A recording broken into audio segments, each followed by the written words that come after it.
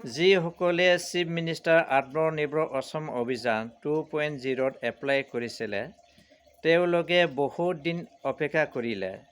তেওঁলোকে চিন্তা কৰি আছিলে আমি কেতিয়া চেক পাম, আমাক কেতিয়া গুৱাহাটীত খানাপাৰাত মাতিব, আমি কেতিয়া টকা পাম, এইবিলাক কথা চিন্তা কৰি বহুতে বৰিং লাগিলে।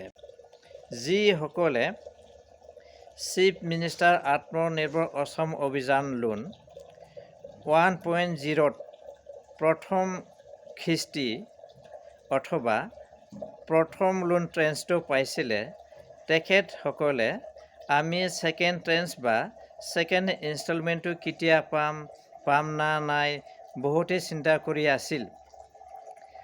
আজি চিফ মিনিষ্টাৰ ছাৰে ধুনীয়াকৈ বুজাই ক'লে আৰু আজিৰ পৰা আমাৰ কোনো চিন্তা কৰিব লগা কথা নাই।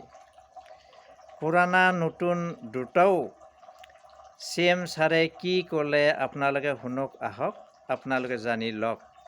সুধি থকা প্ৰশ্নৰ উত্তৰ দিব খুজিছো। বহুতে এইকেইটা দিন মোক সুধি আছে যে মামা CM ট্ৰিপলে কেতিয়া পাম। আপোনালোকে সকলোৱে জানে এইবাৰ আমি ৭২,০০০ ল'ৰা ছোৱালীক মুখ্যমন্ত্ৰীৰ CM ট্ৰিপলে এই আঁচনিৰ জৰিয়তে আমি তেওঁলোকক আত্মসংস্থাপনৰ সুবিধা আগবঢ়াম। নিৰ্বাচনৰ প্ৰক্ৰিয়া ইতিমধ্যে শেষ হৈছে আৰু কেইটামান ষ্টেপছ বাকী আছে। জানুৱাৰী মাহৰ 15 তাৰিখৰ পিছত আমি CM ট্ৰিপলে কোন তাৰিখৰ পৰা দিম সেই বিষয়ে আপোনালোকক অৱগত কৰিম।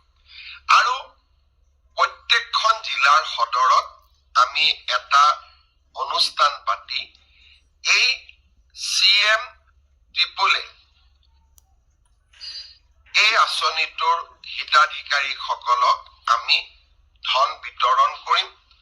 যিমান কেইখন জিলাৰ সদৰত পাৰো মই যাম আৰু যিকেইখনত মই যাব নোৱাৰো আমাৰ মন্ত্ৰীসভাৰ সদস্য বিশেষকৈ উদ্যোগ মন্ত্ৰী ডাঙৰীয়া নিজে গৈ আপোনালোকক বিতৰণ কৰিব।